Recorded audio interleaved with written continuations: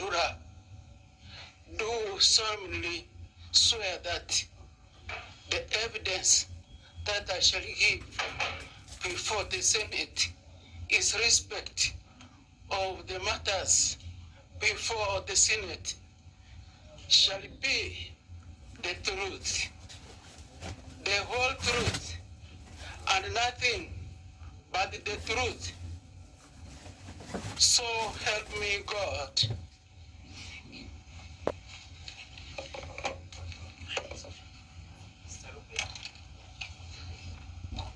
Mr. Ruben Monda, good evening.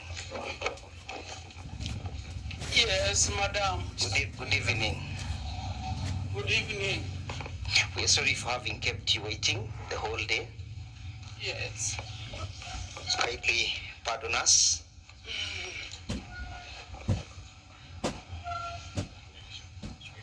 Would you kindly introduce yourself to the Senate? The Honorable Senators, my name is Ruben Orangi Monda Matundura, the immediate follower of the Deputy Governor, Kisii County, Dr. Robert Unsare Monda. Does that then mean that you are the brother to the Deputy Governor? Yes, Madam Speaker, I'm a blood brother, the immediate follower. My brother took care of me when I was young. You say that your brother took care of you when you were young. Yes. Do you understand what brings you this evening before the Senate? Yes, I understand what brings me before the Senate. I've come here to seek for justice for myself. And I've come here because of the harassment and the mistreatment that occurred to me when I am very sick. Okay. Okay, allow me to perhaps lead you once more.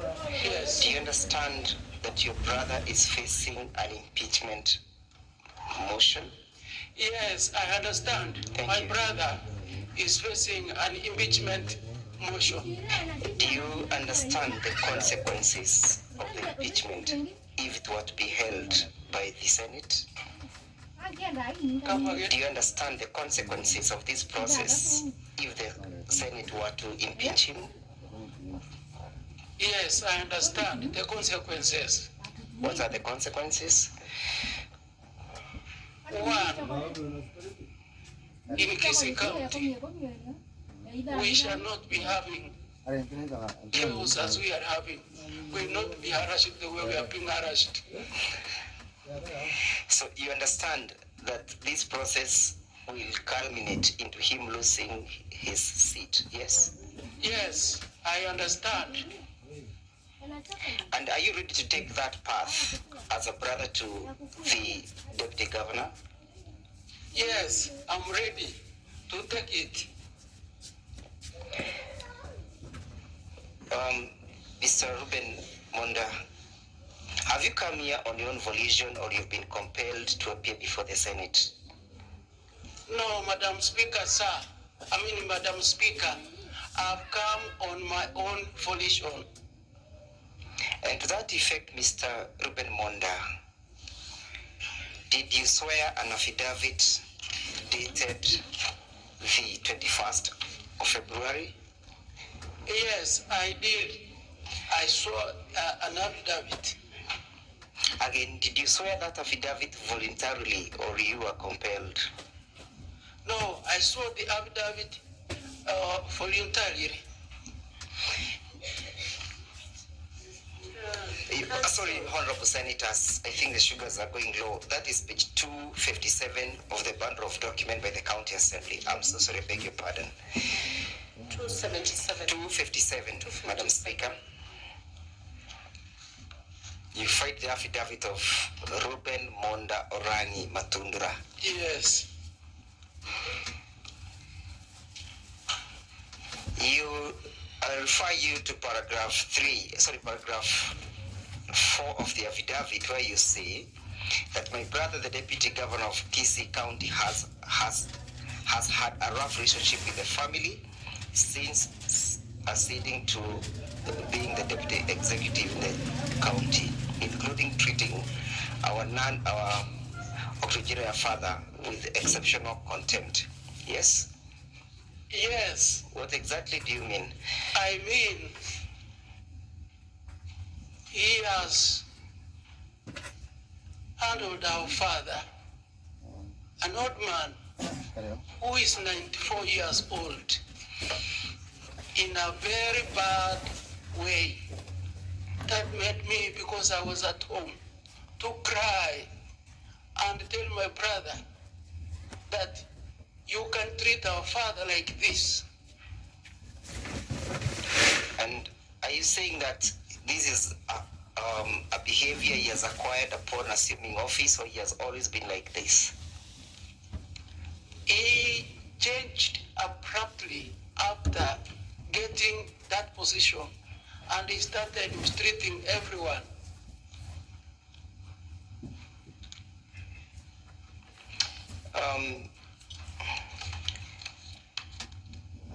Look at paragraph 5 of the said affidavit, where you say, I'll assist you in reading, that the deputy governor has since then ensured that there are at least 5 county officers stationed at our home, performing not only manual jobs in the farm, including but not limited to digging wells at our compound, feeding dairy cows, an aspect I strongly believe that is not part of their job description, but also spending the night in one of our father's house. Now, I put this question to you. Do you live in the same compound with the deputy governor? Yes, we live, Madam Speaker, we live in the same communal compound with my brother, the deputy governor. So while living in that particular communal compound, are you able to see what happens in each other's homestead? Yes, Madam Speaker. Because I'm sick, I stay at home all the time, more than my brother, the deputy speaker. I see what happens day in, day out. You speak about 5 officers. Are these normal casuals, or these are county enforcement officers? Madam Speaker, these are county security officers.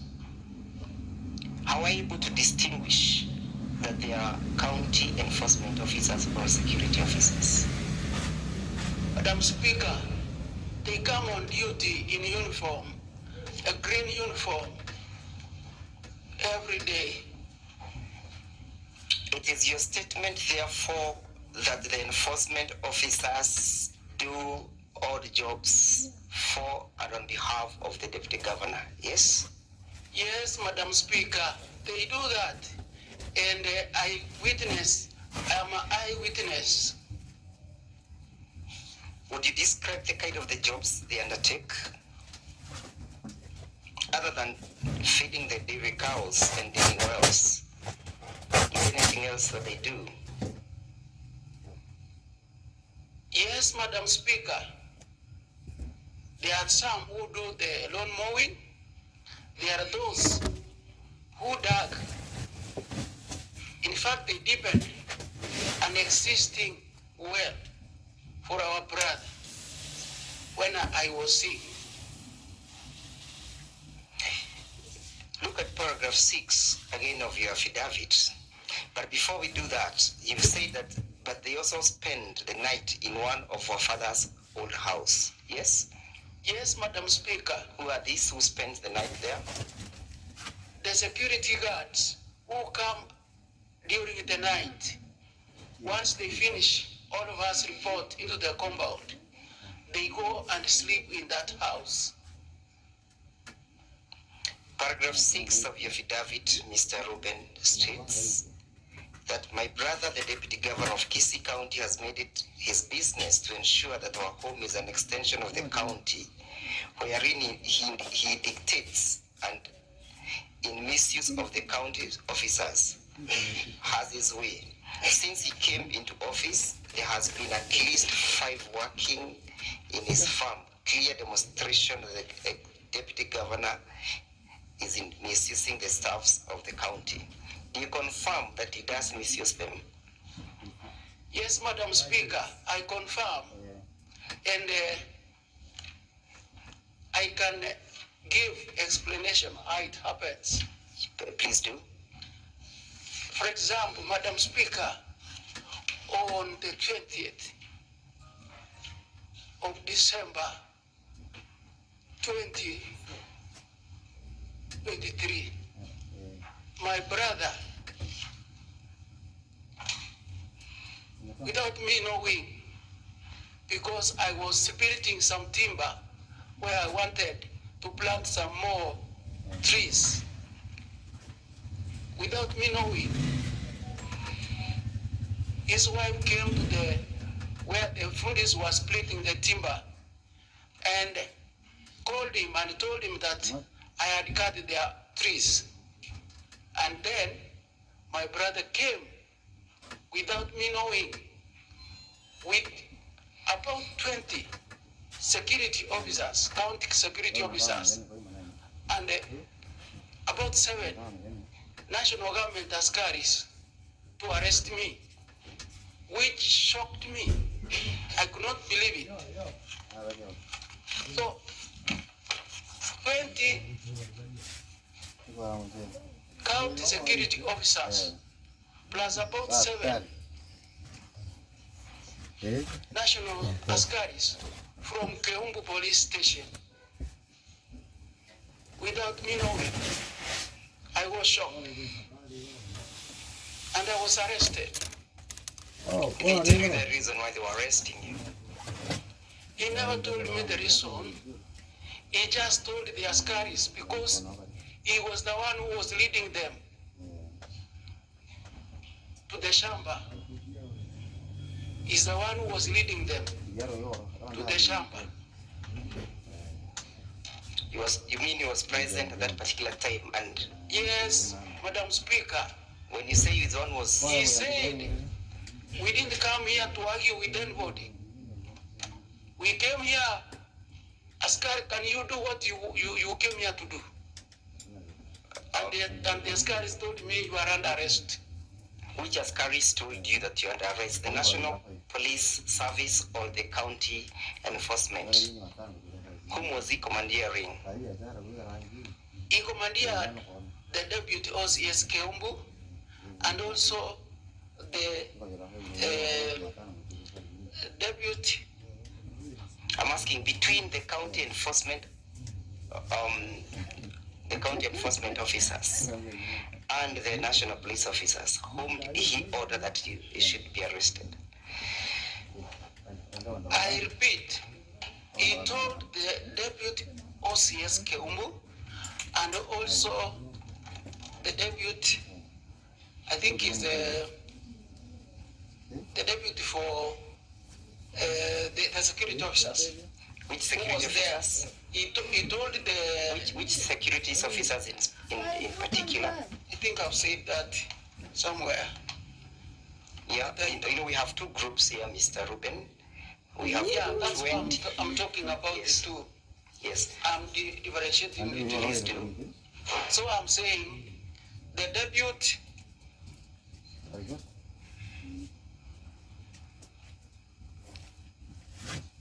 We can assist you to read the paragraph. Yes.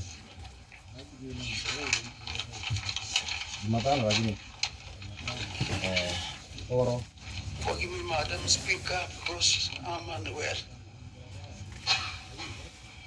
Oh.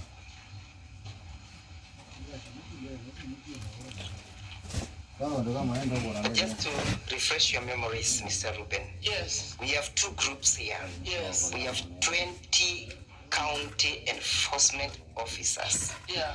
Did the deputy governor command them to arrest you? Yes, he commanded them to arrest me. Thank you. Now, what's transpired therein after? Council, you have 5 minutes. Yes, I'm just about to be done. What happened, Madam Speaker? I was harassed very badly by the Askaris. I was taken to Keumbu, and at Keumbu, I was not given an OP. I was not booked. And then after 3 hours, I was taken to Kisii by the Askaris from Keumbu, because it looks like there were some orders which were coming from Kisii Central Police Station that the Keumbu Askaris rushed me to Kisii. I was rushed to Kisii, and then I met the OCS Kisii, who failed to give me also an booking. I stayed there for almost 5 hours without being booked, but I was put to sit next to the cell on a box, I was told, that contains the ammunition. So I could not understand. At some stage, because I was very sick, I requested to be taken to the hospital. And when I requested, the OCS accepted. But reaching the hospital, Kisii Referral Hospital, I was again, the OCS commanded the two Askaris who took me there to rush me back, that there is a letter he was to write for me, so that he allows me to go to the hospital. When I came there, OCS had left, and when we tried to call him, he put off his phone. So you ended up not getting treated, yes? I didn't get any treatment, Madam Speaker. And have you been charged before in a court for that offense? Madam Speaker, I've never been charged in any court. Did your brother reach out to you during that particular time? Madam Speaker, up to now, he has never reached to me. Do you have any evidence before this court in terms of photos that you'd wish the senators to watch? Yes, Madam Speaker, there are photos which can be explained. Can we have the clips, Madam Speaker, played? Technical team, can you run that?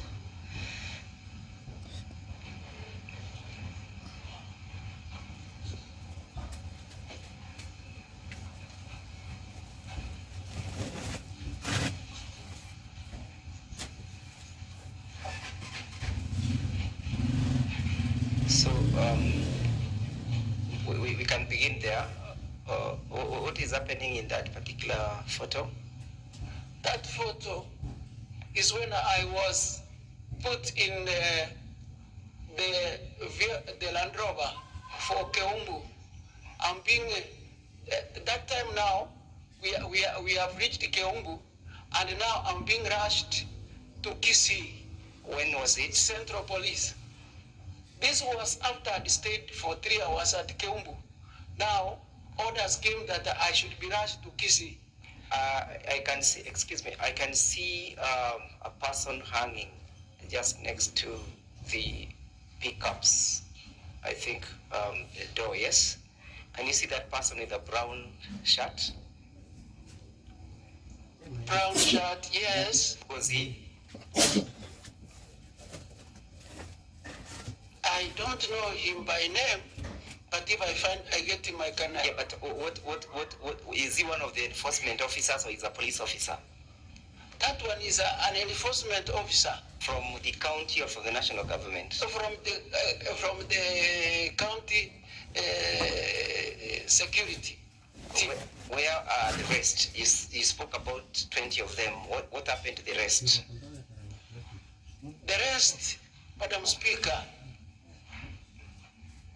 They are the ones who collected 61 pieces of timber from the shamba to a waiting lorry on the road. And they are the ones, when we arrived at Kembu, who uploaded the vehicle which was carrying the timber. Who ordered them to do so? It is my brother, the deputy governor, who gave them instruction to do so. Do you think, in your own opinion, if the Senate does impeach the deputy governor, you'll get yourself free of this intimidation and harassments? Council, you know your time is up. This is the last question. If it's stripped of all these powers, will you continue to have the harassment coming from the enforcement mechanisms of the county? It's my hope and prayer that he will not continue doing it. That's why I came here. You said there was a video that was being that was recorded, yes? Yes. Could we, Madam Speaker, as the last clip, see and watch the video? And who took these photos and the videos? Council, how many more minutes? Only 3 minutes, Madam Speaker. Who took these videos and the photos? Most of those, my brother came with the media. Yes. They're the ones who took that, and they even broadcasted what transpired on the TV, the local TVs in Kisii. Those are the videos. What is that? Where is that place and what is happening? That one still, we are on the way to Kisii, Central Police. Have you been induced by any person to come and testify before the Senate in this matter? No, Madam Speaker, I came on my own volition.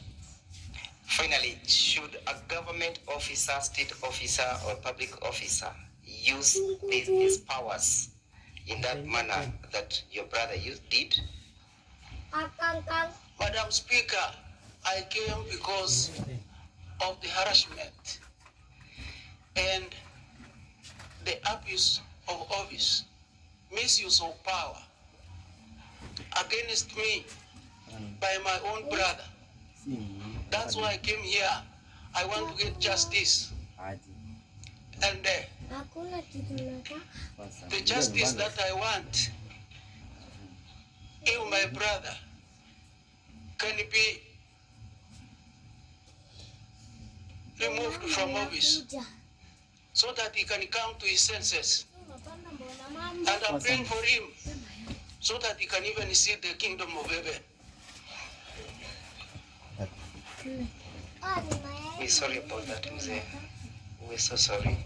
Is that all for this witness? Is that all for examination in chief? Yes, Madam Speaker. That's all for the one. Does he need time before cross-examination? Or is he able to take the questions in cross-examination? Sorry, Madam Speaker, he says that he has only one more issue that you want to state. And granted his age, I pray that you may grant him only 1 more minute, Madam Speaker.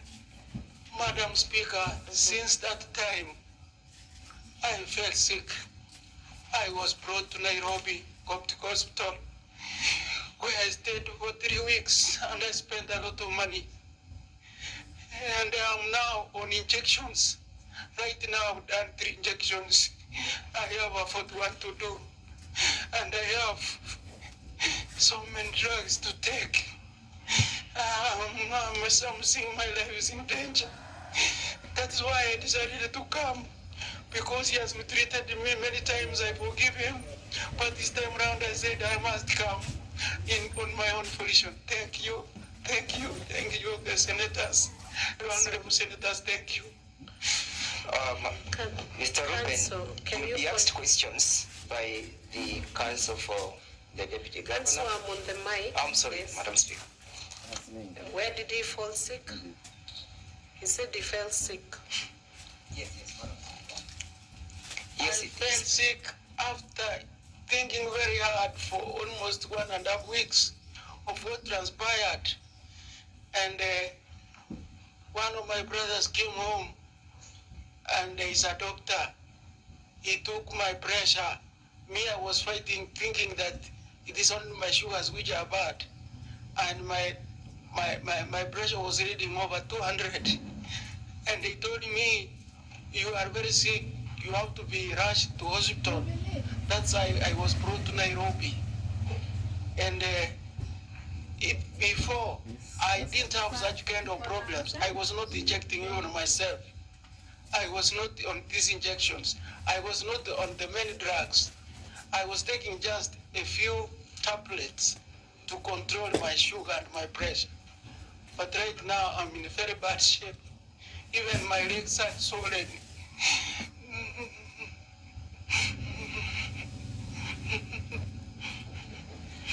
Thank you, Madam Speaker.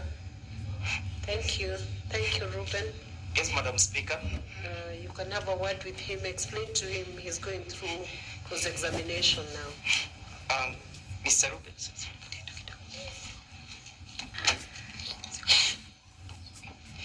Madam Speaker, Mr. Ruben, I'm sorry for the ordeals. God will comfort you that we are in a trial and the facts must be found by the Senate.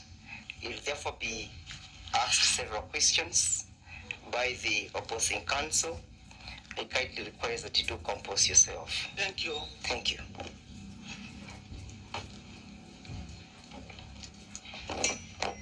And so how many minutes? As you had indicated, we'll take 15 minutes. I seek an indulgence from the House. If we could have the interpreter availed, we want to refer to a video which is in Kisii language. Secretariat team, can we get the translator back? Good evening, Mr. Monda. Good evening. Good evening to you. I'll ask you a few questions before we get the interpreter. Yes. Your evidence is that since your brother became the deputy governor, he has changed. Yes. He has tasted power and changed. Yes. Is this the first time your brother has had a position of power? No. What previous position has he had? Member of Parliament. Since which year? 2007 elections to 2013. Did he change then? No. But it's still your evidence that he changed once he became a deputy governor. Yes.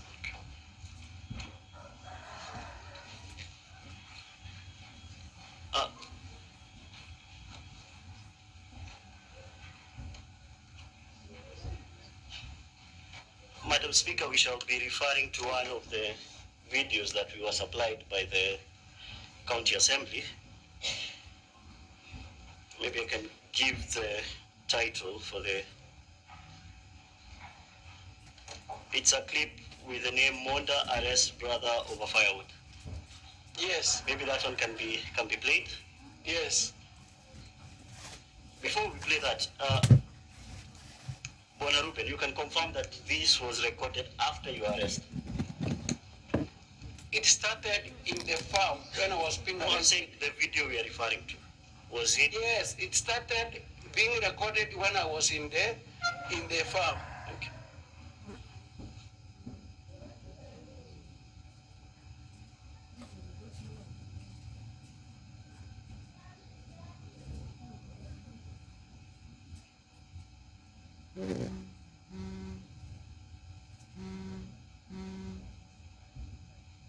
Monda nigo enyorete afi ensanano enene na mumuru mwabo omukoni bw'umugabana w'ikaunti ya Kisii Daktari Robert Monda nigo enyorete afi ensanano enene na mumuru mwabo Ruben Monda iguru y'ugutwa kwemete as sensemo ya kerera.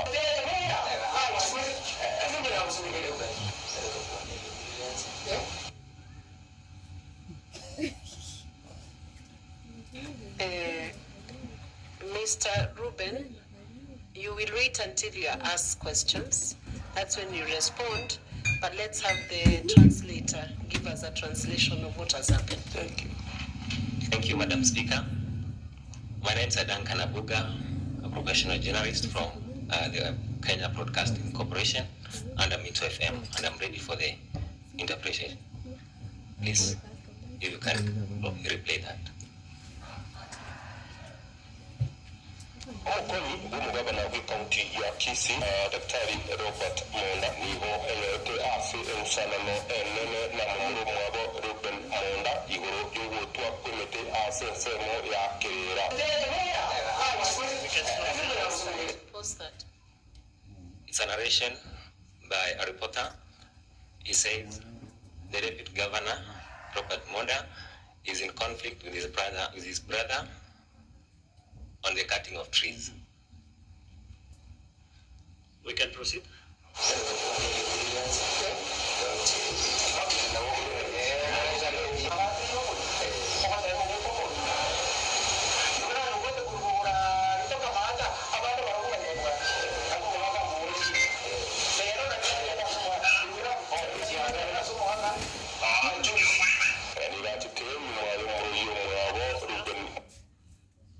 Translate what you're saying. According to Ruben says, the land doesn't belong to the deputy governor, and they are going to confirm it from their father. Proceed. Kobenda kuna chini tase nsemi yu ase agotoya kuna atabukete abantu abange abasigari abayiga be serikali naboyigo abasigari be county bago cha kumusangana na kumira paka yetaseni yege taseni kya kiungu. The narrator says Ruben got a surprise for his arrest until when he was taken to the police station. He wasn't aware about the arrest. We proceed. Immediate follower, the deputy governor, Oyo on the Rete Karunari Momoke. Oh no, the Romambia. Monagenda, that Punachemite, as another document in the Gagare Yera Veke Shet, Irite Kinabuya.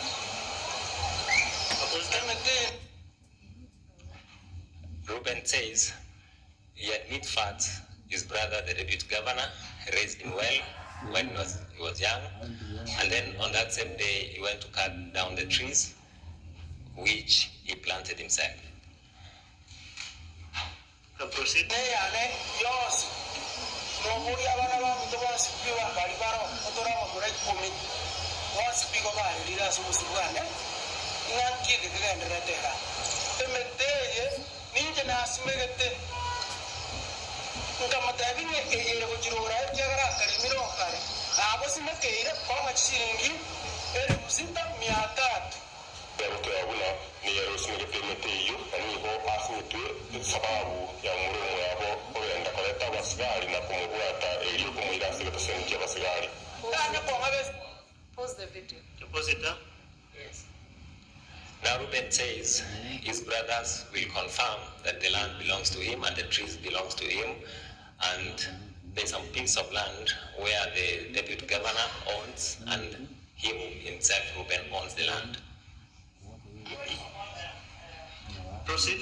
Bakarero lakini ngatibu unachile medeye wetani kane abo tumeyale wano asitubakaine abo nari kuna chebe tariya na musimekere nari kuna cha nari kuna cheyo mukoka igura azeria emeria nesimekere. We can stop there. Now Mr. Ruben confirms he himself planted some trees for the deputy governor, but on that same day the trees he was cutting they were his trees and not for the deputy governor.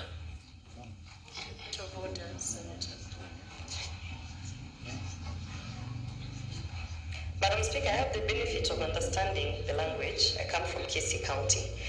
And I was just going to request that he translates word for word because what he is doing, he's translating his understanding.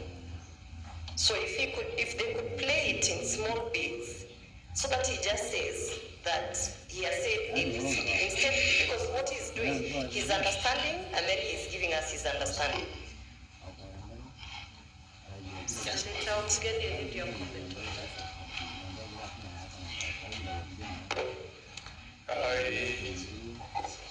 I mean, always we appreciate expert witnesses, the one ways of the dog, but I agree with Senator Oroba that there are some words that are missing in the translation.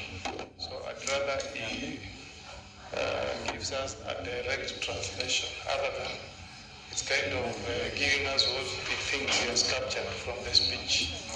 Like I can give you an example. There was a place where it was being alleged, and I'm using the word alleged because that's what was being said, that council askaris and police officers were sent to arrest him. But that did not come out when he was giving us the translation in English.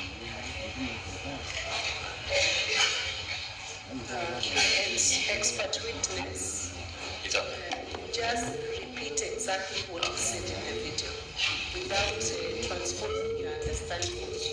Don't transpose to your understanding, so we play back and get to hear it, and cut it shorter so that he's able to capture what he needs to be understood. Madam Speaker, we are actually done with this video, but if you want us to play it back, we can do that. Council, I have guided you, play it back, and then he's going to listen, translate the correct version of what is said in the video. Important. Madam Speaker, I hope this does not eat into our time. And so I have given direction, just go back. Your time will be taken care of.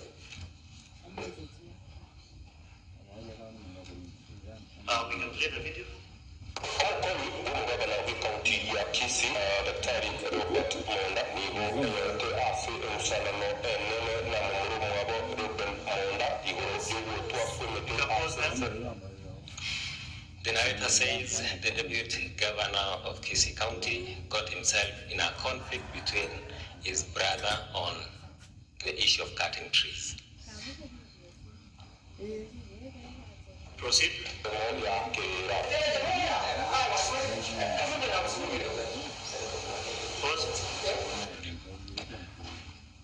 Mr. Ruben is having an argument with the deputy governor, asking him whether the trees belong to him, but he says he's the one who planted the trees. Proceed.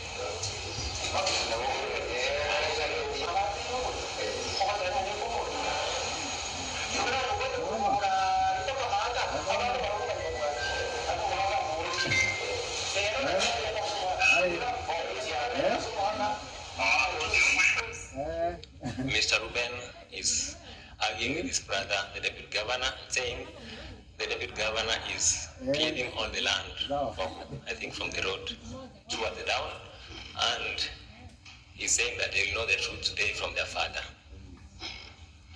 Proceed.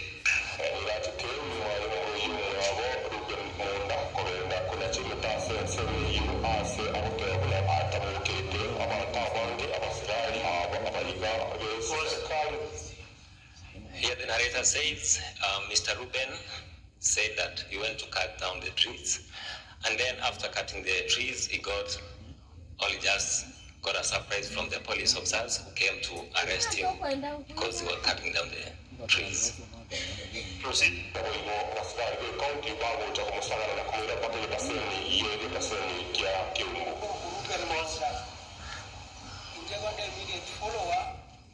He was arrested on that same day, that same time he was cutting the trees, and he was taken to the police station in Kiungu.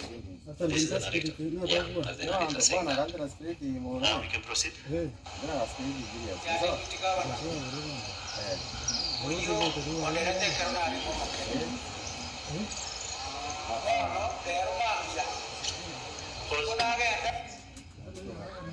Mr. Ruben is saying his brother raised him while he was young, and that in the same morning he went. If you can play it again, just continue. Oh. Uyo ondelete karunari Come on, lady. ono derumanya kuna agenda ati kuna chemete asinata gete komende yende kiagereriera abekese He's confirming that he went to cut the trees in the morning in order to add some more trees on that place. Can proceed?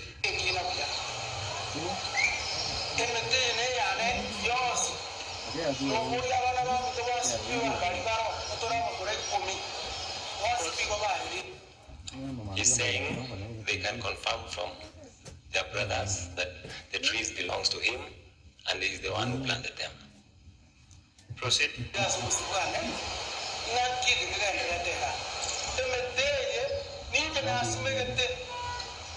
proceed because He's still saying he's the one, he's insisting that he's the one who planted the trees. Metere. Not metere. Yeah, Miti, the trees. Okay. Proceed.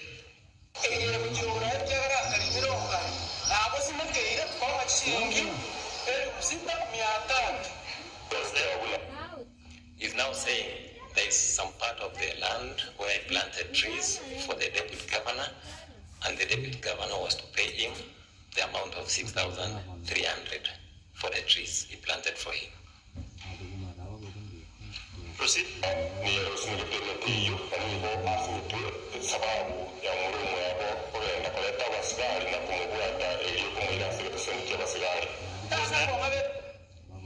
So the narrator says, Mr. Ruben got a surprise because his brother, the deputy governor, ordered the police to come and arrest him, and yet he was just cutting down the trees he planted. Proceed.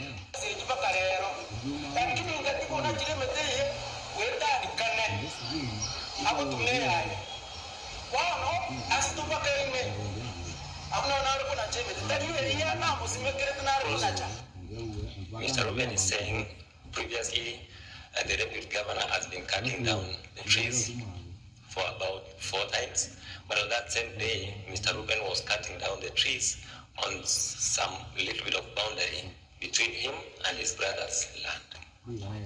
Okay, thank you. Thank you. Well, Ruben, I'll ask you a few questions based on what we've watched so far. Yes. You agree with me that in that clip, you do agree that you planted trees for the PG? I said I planted the trees in the year 2003, 2005, when I was a manager at Kiamukamati factory. Okay. Do you agree? My question is, do you agree or don't you agree? It's a yes or no question. I planted for him, no, because he didn't give me the money. You did not, because he did not give you the money. He didn't give me the money, I didn't plant for him. You planted for him.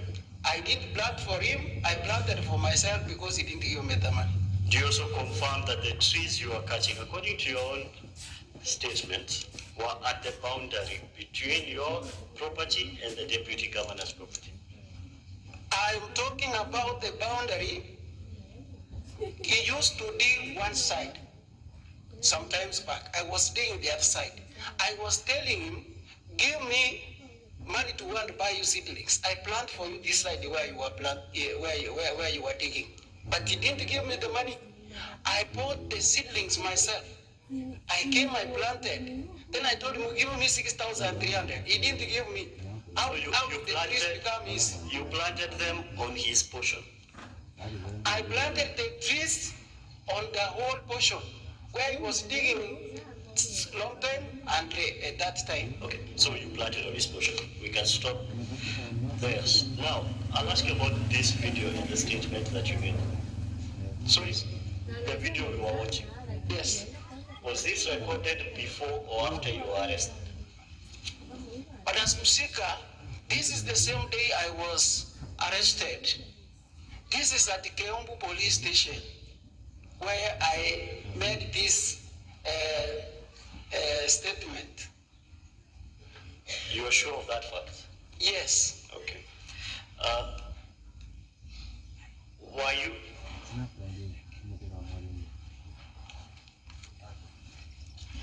Yes, at Kiumbu police station, this is the same place in your affidavit, you say you felt sick.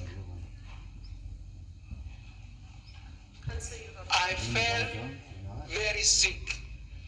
I felt very sick after the On the audit. same day, while you were outside giving I statements. said after 1.5 weeks because Mr. I'll take it to your affidavit. Maybe your counsel can show it to you.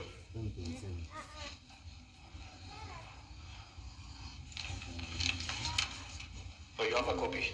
That is even better. Go to paragraph number 9.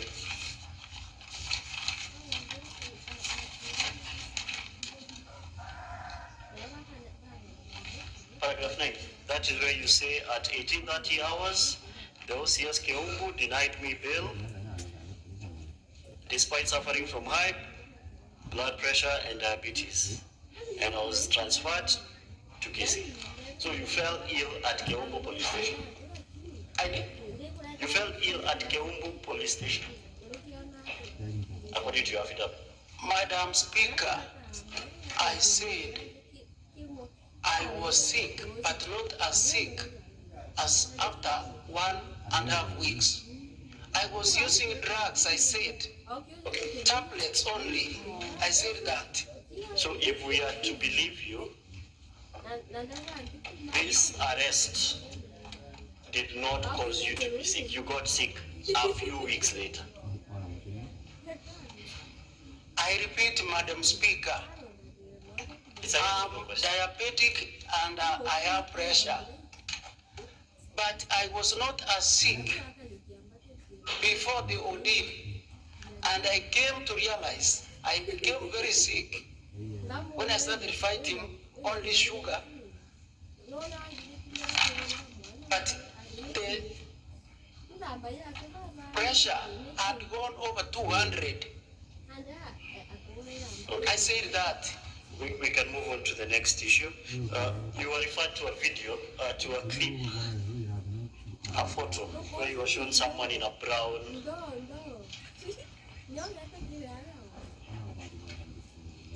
Yes, before we move on to the video clip, have you provided any medical documents to show how you went to Coptic Hospital? You were admitted after this fact? I have all the documents, You have them before but I don't have them before the house. If given time, I'll be able to avail them. That is fine. You can avail them at another forum, not today. I'll take you to the photo you were referred to. If the technical team can place that photo up.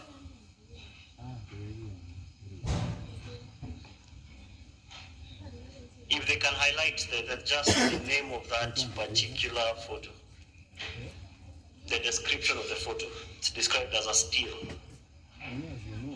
Having been taken out of a video, which I will play shortly. Is that possible from the technical team?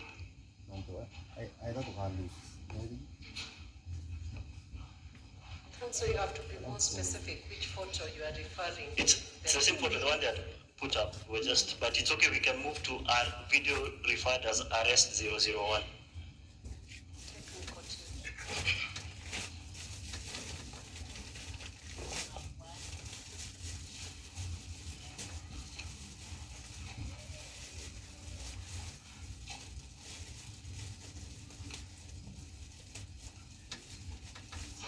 Try to phrase the question, the causes of the video, as they look for that video. Okay. The video has been titled WhatsApp at 13:42:42.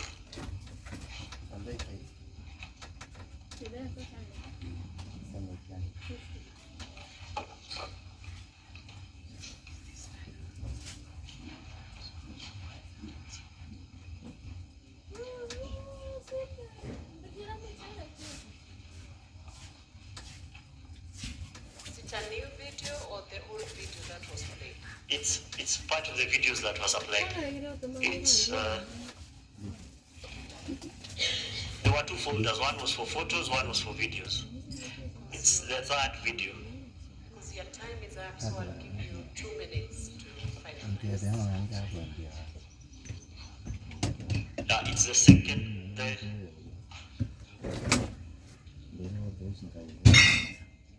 What's up 1342? It's the next one, not this one.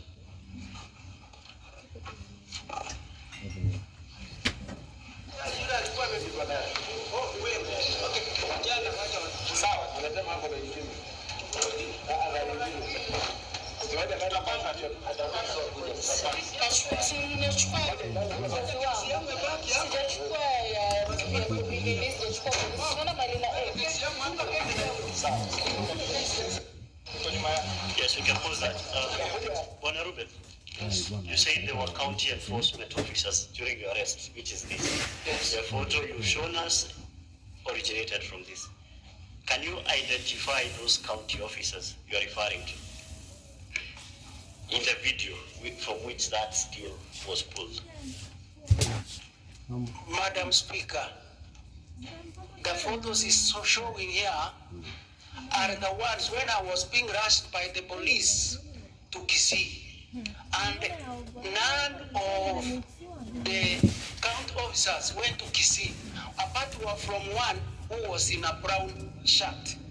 There is another clip where there is one I saw and identified positively as one of the officers from the security. One. But the rest are police officers, the ones we are seeing. Do you know this officer's name? Identifying him? Sorry? You know this officer's name? This person you say you identified as a county enforcement officer. I know him by appearance, I don't know him by name. Is he wearing a uniform by any chance? Was he wearing uniform from the county? Because that one, no, my question. Let me answer. That one is from the revenue department, the one we are seeing there. Because the officers came, the security guards plus the revenue officers. The one we are seeing there is a revenue officer. The story has changed from compliance to revenue officers, but that is fine. Let me ask you the last. They are county workers. They came about 20. Kindly, let me ask you the last question. Yes. You've indicated that you live in one communal farm, yourself and your brothers. I said compound. One communal compound. Yes. Does your brother keep cows, dairy cows?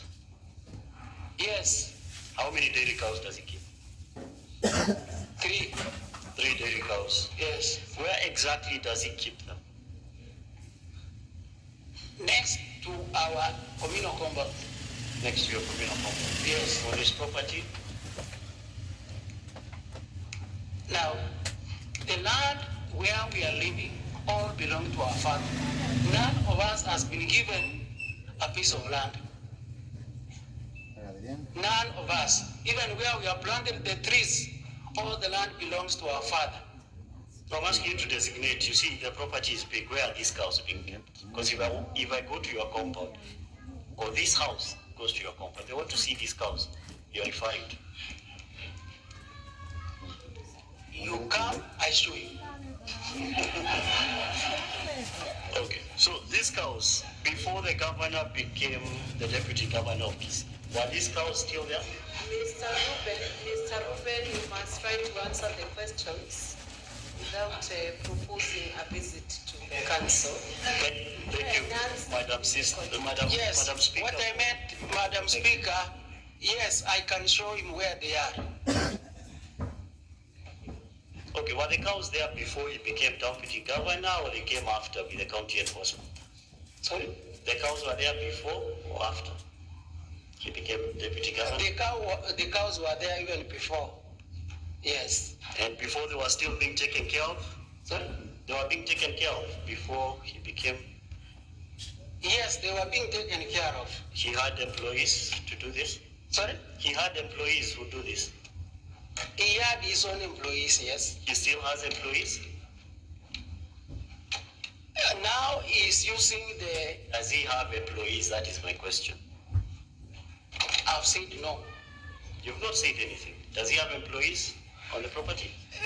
Right now, no. Okay. Yes. Council. So he has no one on that property? That is your evidence? Sorry? He has no one on the property? Yes?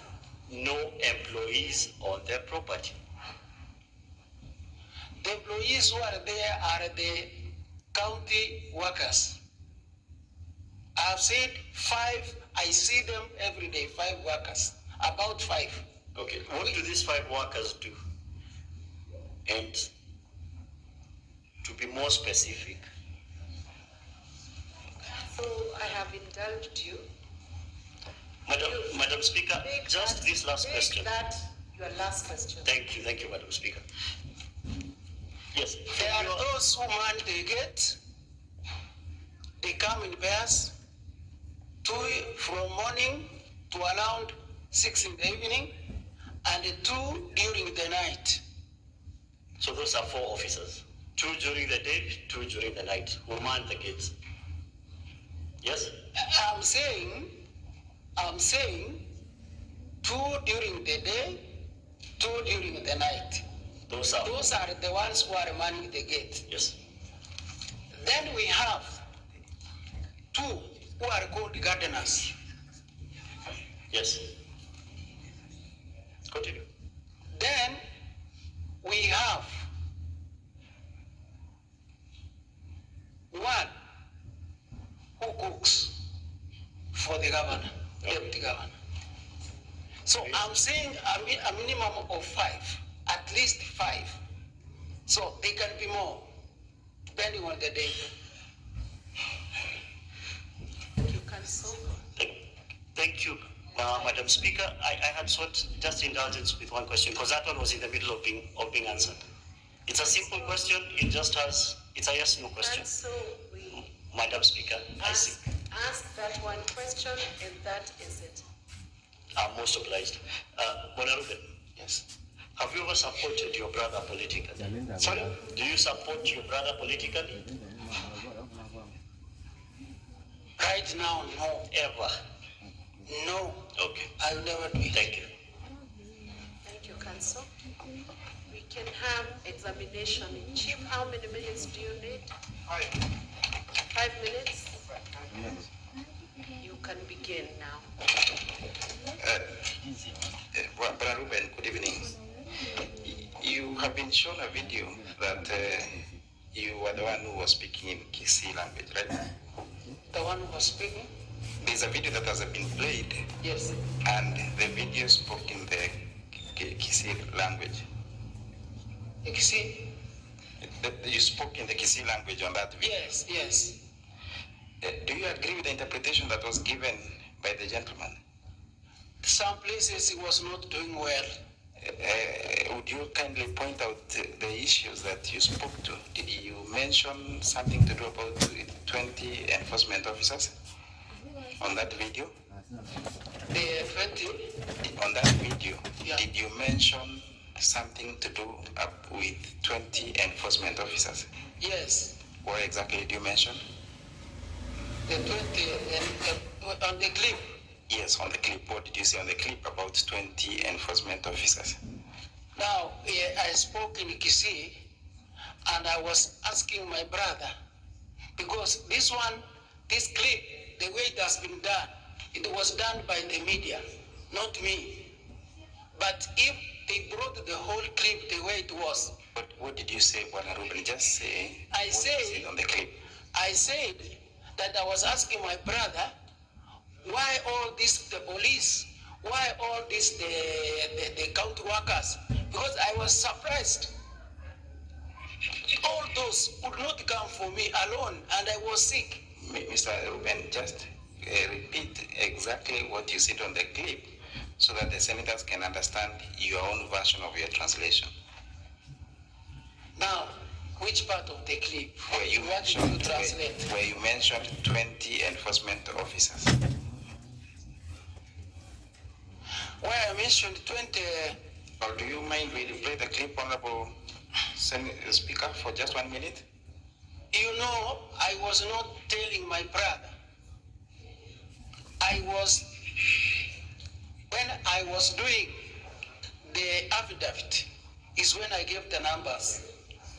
But when I was talking about that clip, I didn't give the numbers. Lastly, Mr. Ruben. Yes. The trees where you've planted trees, the trees that you were cutting down, on which side of the land were they? On the trees that you were cutting down, were they on your side of your land, or were they on the side of the deputy? Madam Speaker, I want to be very clear why I'm here. Well, Ruben, I want you just to answer my question. My question is very simple. The trees that you cut down, were they on your side of your land that you've been given by your father, or were they on the side of the land that the deputy governor has been farming? I said the land belongs to our dad. It does not belong to me, it does not belong to my brother. We only showed one another. You can be digging this side, I dig this side. So the land belongs to our dad. Where you farm, were you cutting trees down from the side of the land where you farm? Now, we stopped farming. That's why I found the land idle and I planted the trees. We stopped farming a long time. That's all for this witness, Mr. Speaker, Madam Speaker. Thank you. Thank you, Council. Honorable Senators, I have a list of about 6 senators.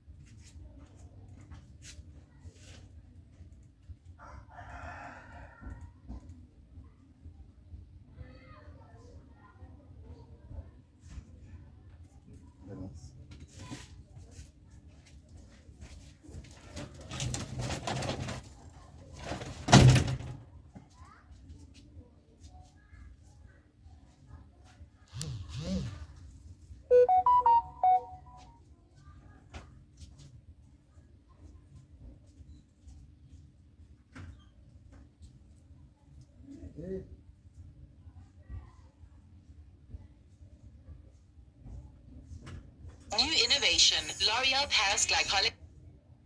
Internet ama inaitwa digital jobs. Vijana wa hapa mko tayari? Mko tayari?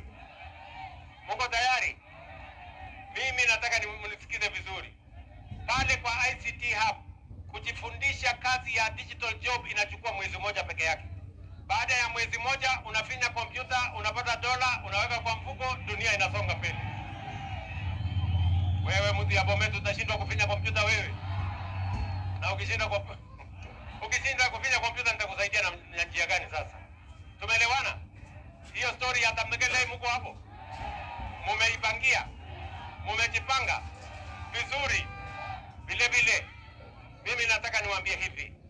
Pia tunataka vijana watakaoenda kufanya kazi nje ya Kenya. Mumesikia ya kwamba nimepanga mambo ya export of labor.